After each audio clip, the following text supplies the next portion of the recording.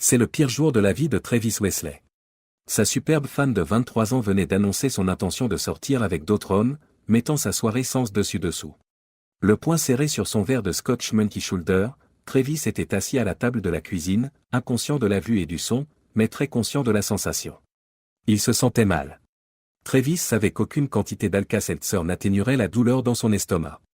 Il avait toujours considéré que les histoires de femmes annonçant qu'elles sortaient avec d'autres hommes n'étaient rien d'autre que des légendes urbaines.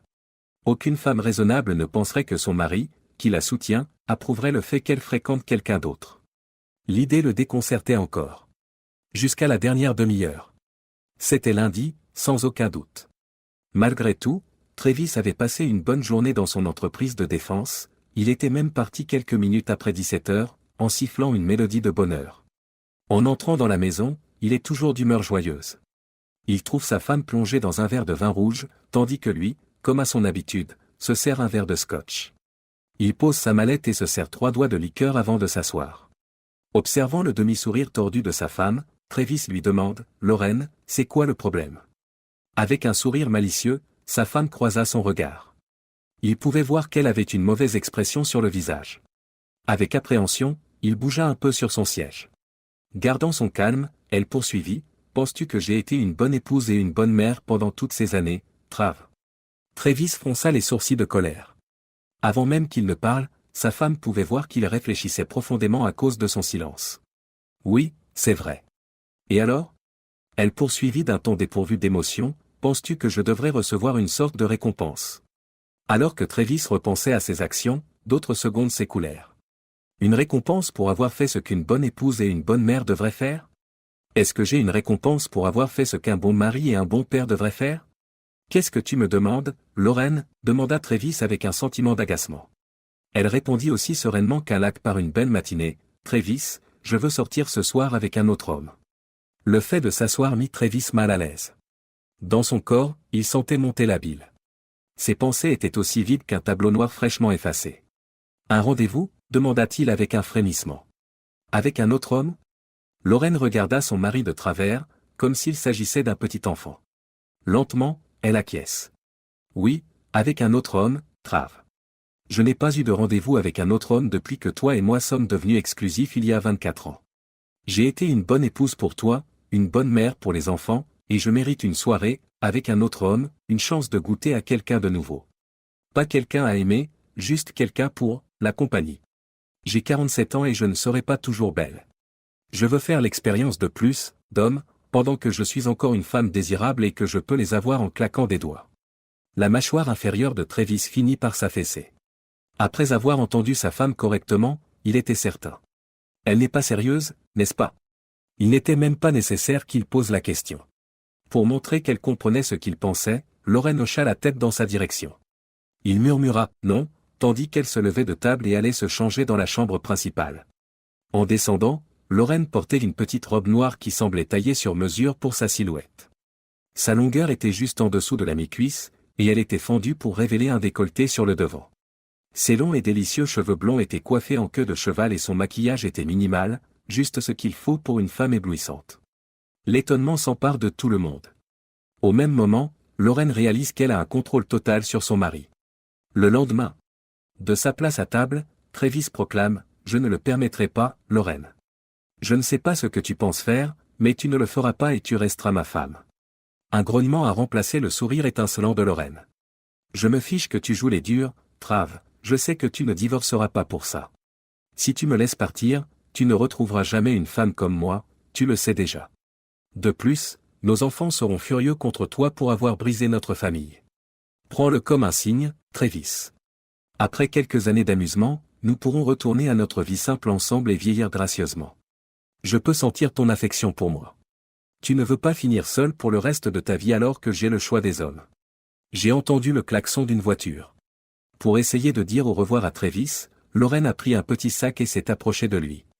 En se penchant sur le côté, son mari a semblé surpris, comme s'il avait subi un choc mineur. Après une fraction de seconde de choc et de douleur, l'expression de Lorraine s'est transformée en rage. Elle lui dit sèchement, « Je serai à la maison quand je serai à la maison », avant de partir.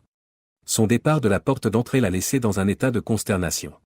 Son mariage de 23 ans s'était-il terminé brutalement ? Il en avait l'impression. Alors qu'elle franchissait la porte, Lorraine ne lui a même pas jeté un regard en arrière. Les scientifiques ont prouvé le fait malheureux mais vrai que les personnes séduisantes ont tendance à mieux réussir dans la vie que les personnes d'apparence moyenne. Elles sont plus accessibles, les gens ont plus de chances de les prendre au sérieux et les éducateurs sont plus enclins à les récompenser sur le plan scolaire. Tout s'est bien passé pour Lorraine, mais les choses se sont compliquées lorsqu'elle a atteint l'âge de 13 ans. Elle a rapidement découvert qu'un sourire et un battement de cils lui permettaient d'attirer l'attention de pratiquement n'importe quel garçon. Même les garçons les plus récalcitrants se laissaient influencer par un peu de charme. Presque immédiatement après l'avoir rencontrée, Travis est tombé sous le charme de Lorraine, comme presque tous les garçons qu'elle a rencontrés. Au cours de l'été précédant son entrée en 4e, sa famille déménage en ville. Le premier jour de classe, il a rencontré Lorraine et il est tombé amoureux d'elle. Les autres élèves aimaient beaucoup Travis, car il était un bon athlète. Il a trouvé le courage de demander à Lorraine de sortir avec lui, à la manière d'un collégien, et elle a gracieusement accepté. L'idylle entre les deux a duré toutes les premières semaines de la première année de Lorraine au lycée voisin avant qu'elle ne rompe avec lui pour Landon Est, un junior qui jouait dans l'équipe de football universitaire.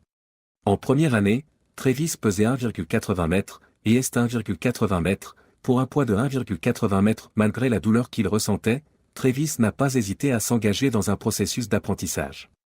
Malgré la douleur qu'il ressent, Travis décide d'accepter son destin. Lorraine avait l'air beaucoup trop sophistiquée pour lui. En ce qui concerne l'attrait physique, Lorraine surpassait facilement la majorité de ses camarades d'école. Depuis qu'elle sortait avec un joueur de football, Lorraine pouvait fréquenter les enfants les plus cools de l'école. Travis n'était qu'un corps sans nom qui se faufilait dans les couloirs. Pendant qu'ils étaient au lycée, il est sorti avec quelques filles et a fait connaissance avec un petit cercle de personnes, mais il n'a jamais revu Lorraine Soham. Lorsqu'ils se sont retrouvés face à face, il a remarqué qu'elle faisait comme s'il n'était pas là. Il fut furieux la première fois que cela se produisit, mais finit par l'accepter. Travis avait pris 40 kg et 9 pouces lorsqu'il était en dernière année de lycée. Bien qu'il soit un jeune homme fringant à l'allure athlétique, il pâlit en comparaison de Lorraine. Très peu de gens, naturellement, l'étaient. Sa petite amie, qui était charmante mais pas particulièrement remarquable, l'accompagna au bal de fin d'année. Au bal de Lorraine, il y avait un roi et une reine du bal. Elle avait l'art de manipuler les situations à son avantage. Tout garçon qui avait la chance de sortir avec Lorraine pouvait toujours s'attendre à passer un bon moment. Après avoir terminé le lycée, Travis a décidé d'étudier la comptabilité à l'Université d'État du Michigan. Au cours de ses 4 années d'études, il a fréquenté un certain nombre de femmes, mais ne s'est engagé dans aucune relation sérieuse. Lorraine a étudié le marketing à la Central Michigan University. Pour faire passer sa note de BA, elle a séduit son professeur de marketing, l'un des nombreux hommes qu'elle a fréquentés pendant ses études.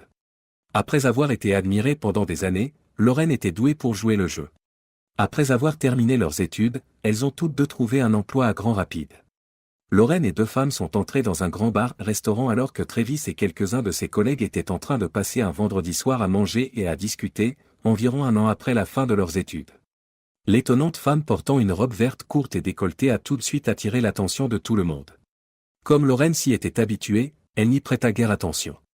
Steve White a crié à toute sa table de collègues, « Waouh! Qui est cette déesse? Mesdames et messieurs, c'est Lorraine Soham, la déesse et la petite amie de votre serviteur en classe de 4e, répondit Travis impulsivement, avant même d'avoir eu le temps de réfléchir à ce qu'il allait dire. La mâchoire ouverte, toutes les personnes présentes à la table détournèrent leur attention de la femme vers Travis. « Tu es sorti avec elle ?» demanda l'un d'eux d'un ton interrogateur. L'expression du visage de Travis était horrible. Toute forme de projecteur sur lui était quelque chose qu'il détestait. J'avais environ 14 ans. Dès que nous sommes entrés au lycée, j'ai été grillé, et elle m'a ignoré comme si j'étais l'homme invisible pendant les 4 années, confia-t-il. Alors, pouvez-vous me raconter quelque chose d'amusant à propos de votre expérience? A demandé l'une des dames de la table en plaisantant. Je serais totalement d'accord avec elle, et je suis presque sûr d'être la plus hétérosexuelle ici. Tout le monde se met à rire de façon incontrôlée. Lorraine et ses compagnes jetèrent un coup d'œil surpris. Elle se demanda brièvement si elle reconnaissait l'un des hommes assis à la table, mais elle n'en était pas sûre. Ils s'installèrent tous les 3 à l'une des tables voisines, Lorraine faisant face à l'homme qu'elle avait supposé être sa connaissance. « Mec, tu ne vas pas aller là-bas et dire bonjour à cette vision ?» demanda White. « Bon sang, Steve, tu baves. » Très peu impressionnant, a fait remarquer Casey Gardello, la première femme à s'exprimer. Elle a passé 4 ans à prétendre qu'elle ne me connaissait pas. Je ne vois pas pourquoi elle se souviendrait de moi maintenant, a déclaré Travis. Plusieurs personnes ont hoché la tête à l'unisson. Tout en savourant son repas, Lorraine continue d'observer l'homme. Puis elle fit un geste vers lui et claqua des doigts. Pas cool, Lorraine, remarque l'une de ses amies. Montrer quelqu'un du doigt dans un restaurant peut être dangereux dans certains endroits. La remarque de son amie passa totalement inaperçue pour elle. Je reviens immédiatement, déclara-t-elle. Il faut que je dise bonjour à un vieil ami. Lorraine se leva d'un bond de son siège et se dirigea vers la table pour s'asseoir à côté de Travis. En s'approchant, Lorraine s'exclama, « Trav, hey. C'est vraiment super de te voir. » Travis se retourna pour faire face à son ancienne camarade de classe, faisant mine d'être vraiment heureux, après avoir levé les yeux au ciel en direction de ses compagnons. En se levant, Travis prononça les mots « Lorraine. » Quel plaisir de te voir, sans aucune émotion dans la voix. Lorraine envahit l'espace personnel de Travis en posant ses mains sur le haut de ses bras et en l'embrassant doucement sur la joue. Tout le monde autour de lui est surpris. Travis est lui aussi stupéfait. Lorraine le sentit et lui sourit d'une manière qui trahissait ses véritables intentions. Jouer à ce jeu était pour elle une seconde nature, et elle ne doutait pas qu'il n'était pas à la hauteur. « Viens à notre table et je te présenterai aux filles, » dit-elle. L'entraînant presque jusqu'à leur table, elle lui prit la main. Avec Lorraine et ses deux amis, il consacrait la majeure partie de sa soirée à leur compagnie. Lorraine avait reçu son numéro et mis le sien dans son téléphone portable avant qu'il ne parte pour la soirée. Le manque d'intérêt apparent de Travis pour Lorraine piqua la curiosité de la jeune femme. Rien de tel ne lui était jamais venu à l'esprit auparavant. Bien qu'il se soit montré courtois lors du dîner, il semblait plus intéressé par les conversations avec ses deux amis qu'avec elle. Malgré ses tentatives répétées pour l'interpeller au cours de la soirée, il ne lui a jamais rendu l'appareil. Lorsqu'ils ont appris que Travis était resté au pub peut-être une heure de plus avant de rentrer chez lui, ses collègues ont été surpris et ont voulu savoir ce qui s'était passé avec la déesse. Le lundi matin, ils étaient tous autour de lui, impatients d'entendre les détails. Elle est spectaculaire, 14 niveaux au-dessus de mon niveau. Je comprends, a-t-il déclaré. Je n'ai pas besoin de ce genre d'ennui. Lorsque Travis quitta son lieu de travail 2 vendredis après-midi plus tard, ce genre d'ennui l'attendait sur le parking. Il marmonne sous son souffle en remarquant qu'elle l'attend devant sa voiture, mais il ne peut s'empêcher de remarquer que sa tenue semble être une taille trop petite. Elle lui dit, « Trav, comment se fait-il que tu n'aies jamais appelé ?» alors qu'il s'approche d'elle. Avec le regard intense d'un homme qui attend depuis des semaines, Travis lutta pour contenir son excitation alors qu'il examinait Lorraine de la tête aux pieds. Il se murmura « ou non » lorsqu'elle commença à l'enlacer et à l'embrasser sur la joue. Elle pressa son corps contre le sien, le laissant sans voix. Son bras libre l'entoura, saisissant instinctivement sa taille lorsqu'elle recula. Au bout d'un moment, quelques-uns de ses collègues s'empressèrent de monter dans leur véhicule et de partir. Ils sont allés dans un restaurant au hasard et ont dîné tranquillement, mais Lorraine a passé tout son temps à ajuster sa robe. La jeune serveuse et Travis semblaient s'amuser à la regarder se débattre. Même si Travis se méfiait de Lorraine, il n'était qu'un être humain. Et lorsqu'une femme charmante joue de son charme, il avait déjà perdu sa détermination, et tout ce qu'il pouvait faire, c'était de passer une bonne nuit de sommeil. Plus tard dans la nuit, en découvrant les véritables intentions de Lorraine, Travis se dit « Oh mon Dieu !» Cette femme était à la hauteur des fantasmes de déesse de Travis. Si c'était sa grande chance, il allait tout donner et ne pas laisser ses émotions prendre le dessus. Travis et Lorraine passèrent plus de temps ensemble et se rapprochèrent. Il finit par la demander en mariage, mais pas avant d'avoir eu une conversation sérieuse sur l'engagement. Jusqu'à présent, elle l'avait impressionné, mais Travis voulait être sûr qu'ils étaient sur la même longueur d'onde. Travis a déclaré, de toute évidence, « Je connais un peu votre passé. Je ne vais pas vous demander des chiffres ou des noms, alors qu'il s'installe pour une conversation contemplative. Ce qui est dans le passé reste dans le passé, c'est la même chose pour moi. Mais j'ai besoin de connaître l'avenir. À partir de maintenant, je veux que nous soyons exclusifs. Complètement. Pas de si, ni de et, ni de mais. Si tu ne crois pas honnêtement que tu peux faire ça pour nous, j'ai besoin de le savoir maintenant. Si tu peux le faire, eh bien. » Sur la table qui les sépare, il pose un petit récipient noir. Après avoir croisé le regard de Travis, Lorraine a reporté son regard sur la boîte. « Je ne tromperai jamais mon mari. Jamais. » Travis ouvre la boîte. « Je ne tromperai jamais mon mari. Jamais. » Les mots, se souvient Travis. Comme elle l'avait informé à l'avance, il semble que sa femme n'ait pas considéré cela comme une infidélité. Il était plus sage. La possibilité que... J'espérais qu'il le percevrait ainsi, parce que sinon... Il avait tort. Lorraine a eu de nombreuses occasions de tromper son mari au fil des ans, mais elle a rejeté chacune d'entre elles, comme le ferait toute épouse digne de ce nom, selon Travis. Pour le dire simplement, elle était exceptionnelle. Waouh, elle était clairement un 12, mais il ne se percevait que comme un 6. De ce fait, quelqu'un d'un niveau physique plus élevé que le sien pouvait facilement se faufiler et revendiquer le territoire. Au cours des 23 dernières années, elle avait été une épouse fidèle, en supposant qu'il n'était pas au courant d'une quelconque liaison extra-conjugale. Travis aurait dû être reconnaissant pour ces années, compte tenu des circonstances, mais il ne l'était pas. Il était sincère lorsqu'il avait dit « je le veux », pour toujours, et pas seulement pour 23 ans. En fait, Lorraine était abordée par quelqu'un presque chaque semaine, de tous les sexes. Ce n'était pas seulement sa beauté dont elle était consciente. Sa beauté était inégalée, et elle était vraiment une déesse parmi les mortels. Travis a insisté sur le fait que Dieu avait passé une bonne journée lorsqu'il a créé sa femme. Au début, Lorraine a essayé d'être totalement franche en disant à Travis chaque fois qu'on la draguait. Mais au bout d'un moment, Travis l'a informé qu'il lui faisait suffisamment confiance pour qu'elle n'ait pas besoin d'être directe avec lui. Il ne voulait savoir si quelqu'un la draguait que s'il ne répondait pas à son premier refus. Dans ce cas, il interviendrait pour l'en empêcher. Les femmes, en revanche, ne draguent guère Travis. L'une des raisons en est le rôle protecteur que joue son alliance dans sa vie. Travis parlait en bien de sa femme et de ses enfants dans les minutes qui suivaient sa rencontre avec une femme, ce qui mettait un frein à toute étincelle potentielle. Avant même qu'elle ne puisse flirter, il faisait taire la plupart des femmes en faisant quelque chose qu'il ne savait même pas qu'il faisait. Lorraine n'avait aucune idée que son mari évitait les prétendantes potentielles depuis le début, au moins. Rosa Esposito est entrée dans le mythique jardin d'Éden, où, plus précisément, a commencé à travailler dans la même agence de relations publiques que Lorraine, 22 ans après la fin de son mariage presque féerique. Comme l'a dit Bob Seger, c'était une beauté brune avec de grands yeux bruns, et beaucoup de charme en plus. Elle attirait les hommes comme un aimant puissant attire le métal. Chez Superior Solutions, elle n'était que l'assistante dévouée de la femme la plus charmante du monde, alors que dans n'importe quel autre lieu de travail, elle aurait été la figure féminine dominante.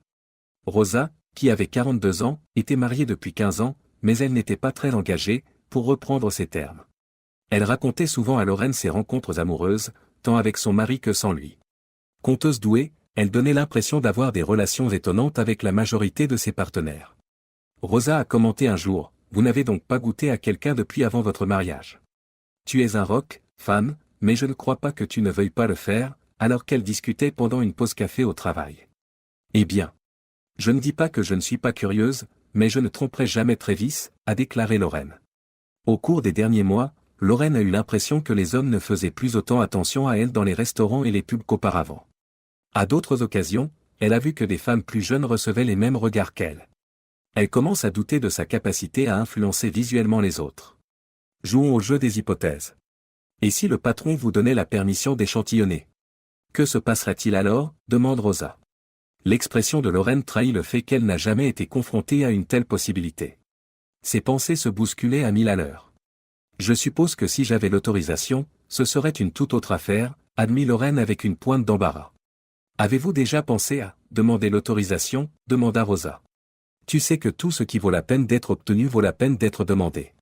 C'est une chose à laquelle Lorraine n'avait jamais pensé auparavant. Tout aussi rapidement, son expression s'estompa. Elle ajouta, il ne me donnerait jamais la permission. Jamais, poursuit Lorraine. Selon Rosa, est-ce que je dois faire tout le travail ici? Permission tacite. Dis-lui, puis prends ce que tu veux, quelle que soit sa réponse. Dites-lui qu'il vous aime suffisamment pour vous laisser faire. Vous pouvez surmonter cela parce que cela n'a rien à voir avec l'amour. Tu n'aimes que lui. Le bruit d'un véhicule s'approchant de l'allée de Travis le sortit de son sommeil. En regardant sa montre, il remarqua qu'il était un peu plus de 3 heures du matin. D'après un rapide coup d'œil à sa bouteille, il ne restait plus que la moitié de la Woodford Reserve. Au moment où Lorraine franchissait la porte d'entrée, il lança à son égard une remarque railleuse, « Grosse soirée, hein ?» Travis examina sa femme, qui était devenue un cliché, dans les moindres détails. Ses vêtements étaient froissés, son maquillage s'était estompé, ses cheveux étaient peignés mais décoiffés. Son expression était celle d'une absence totale de chagrin. « Je pourrais te dire la même chose, grogna-t-elle. Il n'était pas nécessaire d'attendre, tu sais. Mon plan, c'est d'aller au lit. Tu as l'intention de venir?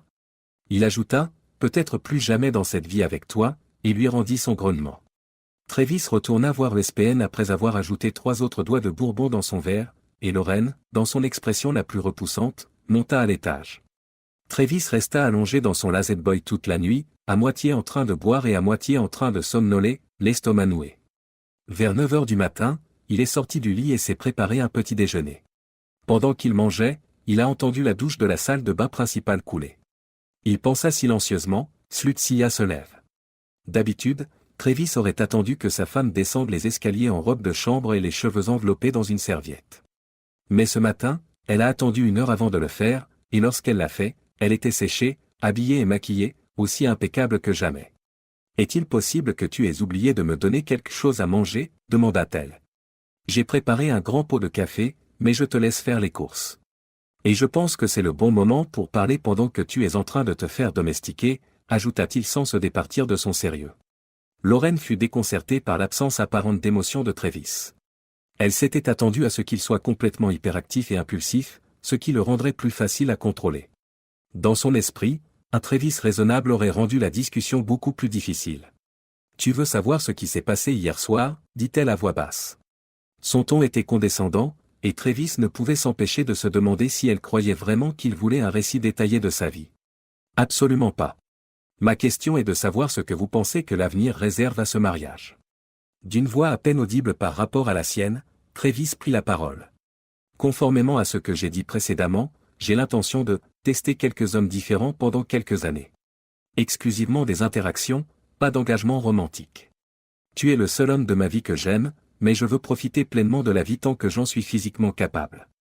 Je n'ai jamais envisagé de te tromper depuis toutes ces années que nous sommes ensemble. Pourriez-vous me donner le coup de pouce de certains particuliers ? Dans la chambre à coucher, tu es fantastique, mais j'ai envie de plus de variété.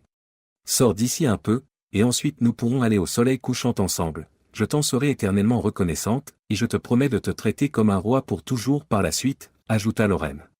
Pendant qu'elle parlait, Travis écoutait attentivement Lorraine préparer des toasts et de la confiture pour accompagner son café.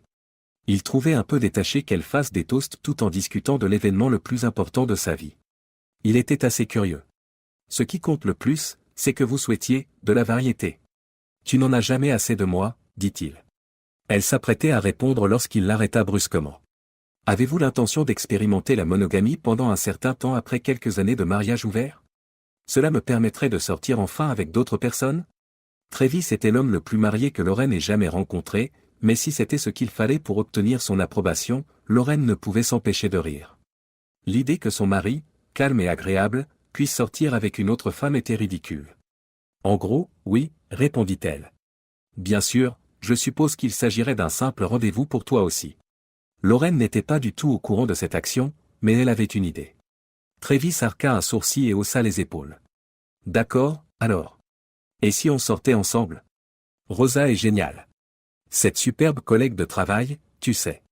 Lorraine fit le commentaire suivant, je suis sûr qu'elle adorerait ça, sachant très bien que sa copine sortirait volontiers avec son mari si cela permettait à Lorraine d'atteindre son objectif d'avoir des relations romantiques avec d'autres hommes tout en étant mariée. Travis semblait déchiré entre ces deux personnalités, l'homme marié insouciant de 47 ans et le célibataire enthousiaste de 21 ans. S'il vous plaît, n'invitez pas Rosa à sortir avec vous, j'aimerais beaucoup. Cela me rendrait aussi sordide que tu l'as été hier soir, a-t-il fait remarquer. L'expression de Lorraine passe du sourire à la fureur en un instant. Je refuse d'être comme ça, dit-elle en poussant un cri perçant. Il était beaucoup plus sérieux et implacable qu'elle ne l'avait prévu lorsqu'il répondit, si tu insistes, chérie, je ne suis toujours pas d'accord avec ça. Eh bien, reprends-toi, bébé, parce que je le fais même si tu ne le fais pas, s'est-elle exclamée. En arrivant au bureau de Lorraine le lundi matin vers 11 heures, Rosa a remarqué que cette dernière était malheureuse. Qui se soucie de ce crétin hypocrite et du cheval qu'il a enfourché pour venir ? Il a même refusé un rendez-vous avec toi, cria Lorraine à Rosa en fermant la porte du bureau de Lorraine. Rosa se renfrogne. Être sur le menu était une surprise totale pour moi, mais sortir avec lui. Comment a-t-il pu refuser cette offre, a-t-elle remarqué. Le rendez-vous ? De quoi s'agit-il ? C'était amusant, ou Travis a mis un bémol. Rosa, puis-je vous demander quelque chose ? Demanda Lorraine. J'ai eu un rendez-vous extraordinaire. Jonas est tellement doué pour faire en sorte que les femmes se sentent bien, s'exclame Lorraine. Cela faisait longtemps que je n'avais pas ressenti le plaisir de l'attention d'un autre homme. J'ai adoré la variété. Qui pensez-vous que je devrais essayer ensuite ? Les deux femmes gloussent de plaisir. Le fait que Lorraine n'ait pas encore reçu les papiers du divorce lui a donné confiance. Étant donné le manque de communication entre elle et son mari, elle pensait qu'il serait sage de ne pas s'enquérir de ses projets. Travis ne voulait pas mettre fin précipitamment à leur mariage, mais il le cachait à sa femme. Plus vite elle se rendrait compte de son erreur de jugement et abandonnerait ses projets, mieux ce serait, selon lui. Si elle cessait d'être aussi naïve, il pensait qu'il pourrait dépasser ses actes et qu'il pourrait lui pardonner. Il a eu une lueur d'optimisme lorsque Lorraine a refusé un rendez-vous la semaine suivante, mais il n'est jamais retourné dans la chambre principale, et ils ont continué à avoir des communications tendues. Mais le vendredi soir suivant, Lorraine était apparemment toute pomponnée et prête à sortir en ville une fois de plus. « Tu vas vraiment recommencer ? Le même gars, ou tu vas voir quelqu'un de nouveau cette semaine, Lol Travis. Bon sang, Trav, tu n'as pas écouté un mot de ce que j'ai dit ? Il ne s'agit pas de toi.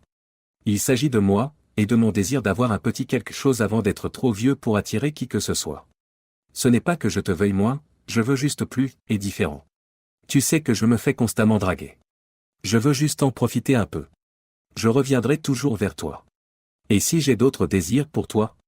Je refuse de t'abandonner ou de te regarder t'amuser. Je ne suis pas équipé pour gérer ce genre de comportement. Je refuse d'attendre que tu fasses l'expérience de la moitié de la population masculine de notre ville.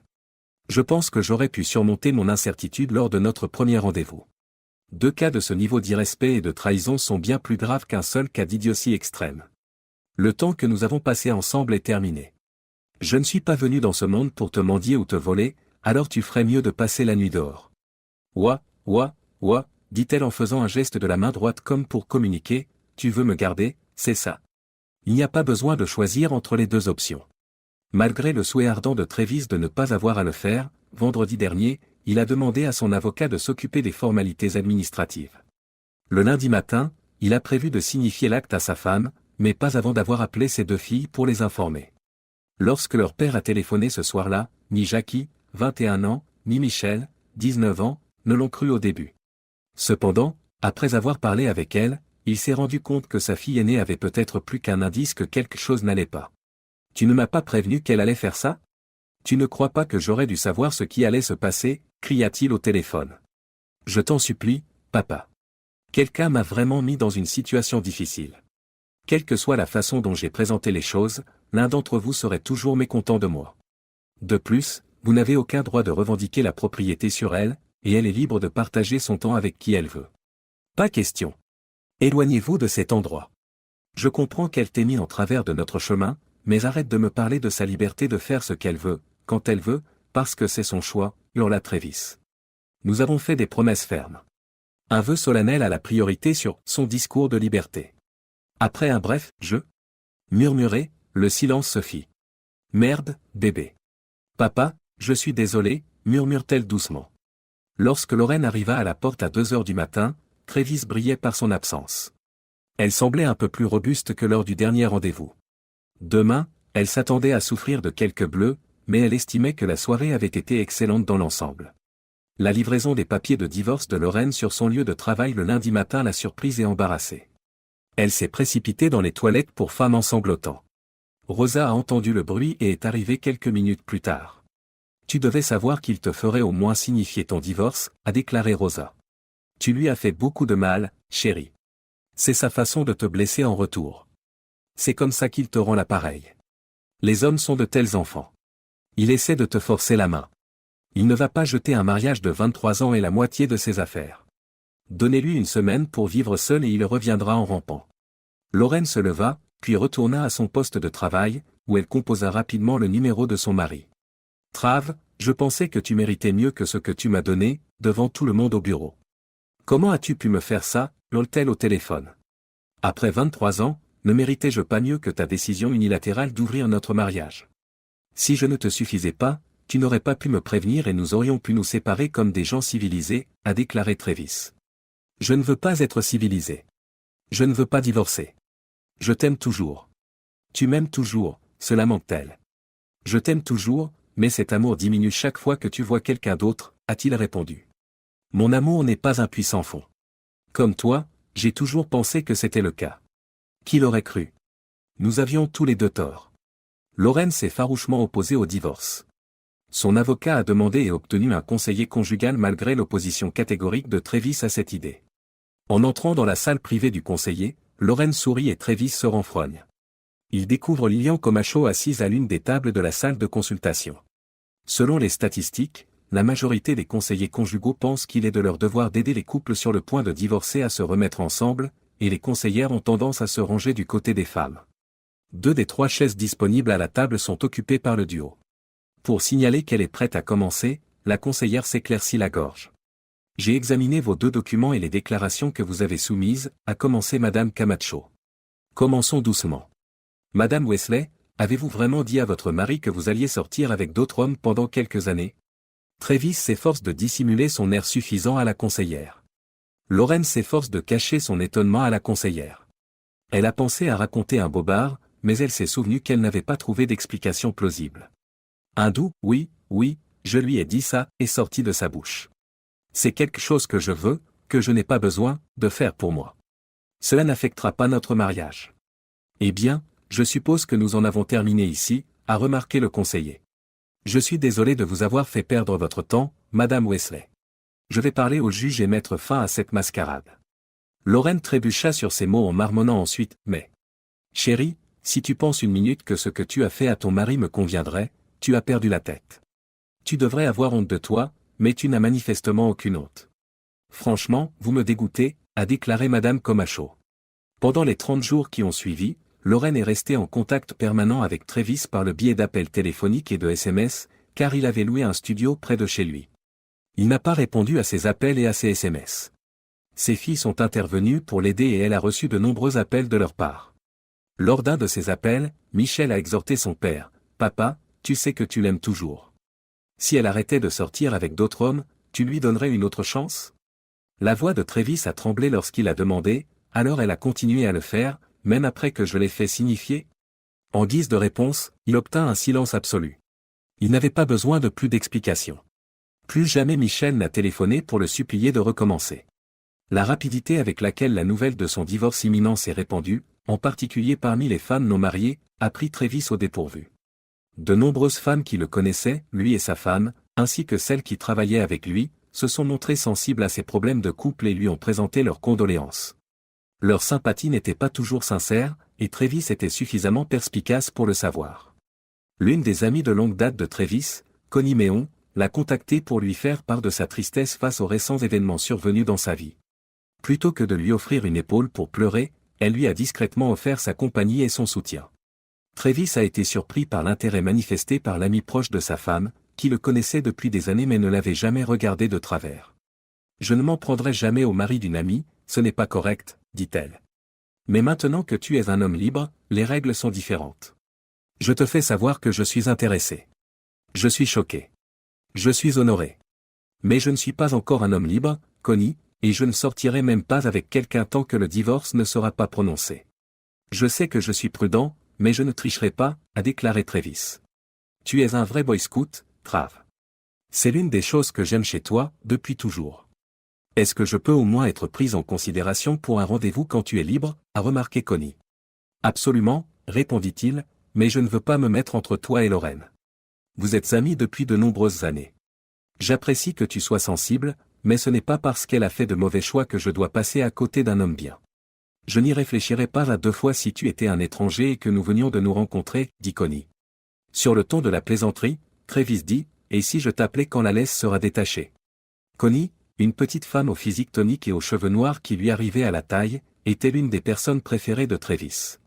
Le fait qu'une femme s'intéresse à lui l'a surpris, il doit l'avouer.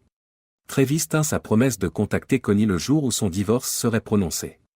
Le samedi suivant, ils dînèrent dans un restaurant avant de se rendre dans un club de jazz du quartier. Connie a fait une remarque sur le fait qu'elle voyait que Travis était mal à l'aise. Dans sa réponse, il a exprimé son sentiment d'être un adolescent égaré. « Je n'ai pas eu de rendez-vous avec une autre femme depuis plus de 26 ans. » À la fin de la soirée, Connie a embrassé Travis doucement sur les lèvres. Il a dit qu'il rappellerait, et ils étaient tous 2 satisfaits de ce rendez-vous. Retirer son alliance le jour du divorce n'était pas une chose à laquelle Travis pensait beaucoup, mais apparemment, c'était un événement important pour les femmes célibataires. Le degré de flirt dans son bureau a soudainement augmenté de façon spectaculaire lorsque plusieurs de ses collègues féminines ont remarqué l'espace vacant sur son annulaire et ont fait des commentaires. Un jour, pendant le déjeuner, il a parlé à son meilleur ami de cet événement inhabituel pour lui.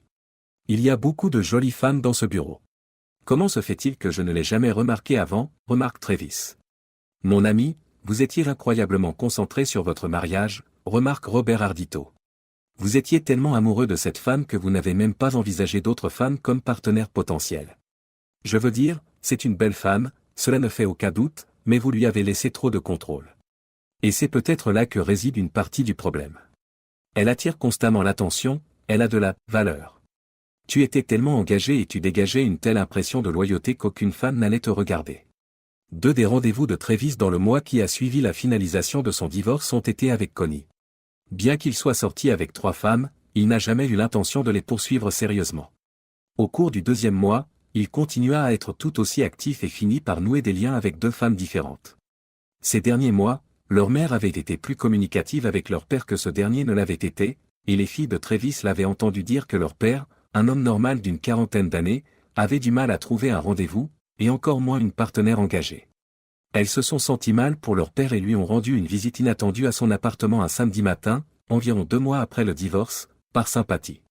Travis ayant passé la nuit à divertir son cavalier la veille, son réveil à 8h36 a été brutal. Sonia, une superbe jeune femme de 25 ans, était la fille de quelqu'un qui avait besoin d'une personne de confiance pour une réception de mariage.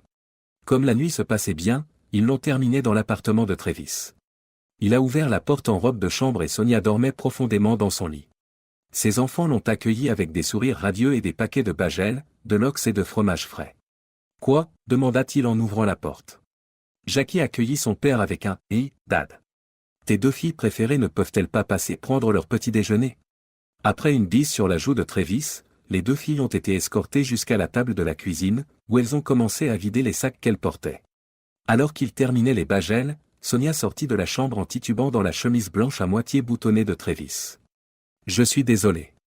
Je ne savais pas que tu attendais de la compagnie, bébé, remarque Sonia. Maman m'a dit que tu étais un agent libre. » Pendant que Sonia se préparait une tasse de café, les 2 filles commencèrent à rougir. « Non, non.